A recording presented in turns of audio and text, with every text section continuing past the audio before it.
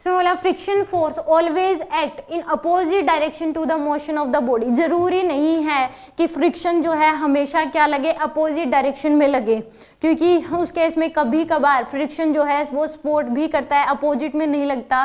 तो इस केस में जरूरी नहीं है कि फ्रिक्शन फोर्स हमेशा अपोजिट डायरेक्शन में लगे।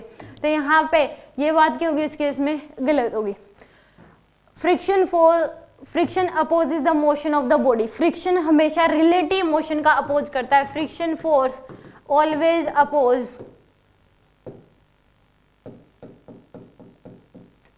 रिलेटिव मोशन, यानी कि एक दूसरे के केस में अगर दो बॉडी हैं, अगर एक दूसरे के रिस्पेक्ट में वो रेस्ट में नहीं है तो फ्रिक्शन फोर्स लगेगा, रिलेटिव मोशन का अपोज करता है।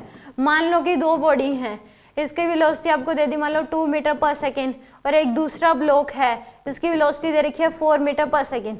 अब ये दोनों ब्लॉक कांटेक्ट में आएंगे तो फ्रिक्शन फोर्स लगेगा, क्योंकि एक दूसरे के रिस्पेक्ट में रेस्ट में नहीं है, तो यहाँ पे फ्रिक्शन फोर्स लगेगा क्योंकि एक दूसरे के रिस्पेक्ट में रेस्ट में नहीं। अगर मान लो एक ऐसा केस हो कि इस ब्लॉक की वेलोसिटी मान लो 2 मीटर पर सेकेंड है और एक दूसरा ब्लॉक है जिसकी वेलोसिटी भी क्या है 2 मीटर पर सेकेंड।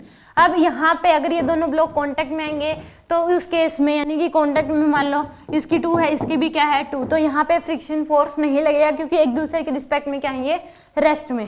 तो यहाँ पे फ्रिक्शन फोर्स जरूरी नहीं है कि अपोजिट में लगे, क्योंकि कई बार फ्रिक्शन फोर्स जो है वो मोशन के डायरेक्शन में भी लगता है और फ्रिक्शन फोर्स रिलेटिव मोशन का अपोज करता है। तो यहाँ पे दोनों ही गलत हैं। Assertion both assertion reason are false, तो 4th ऑप्शन आएगा इसमें।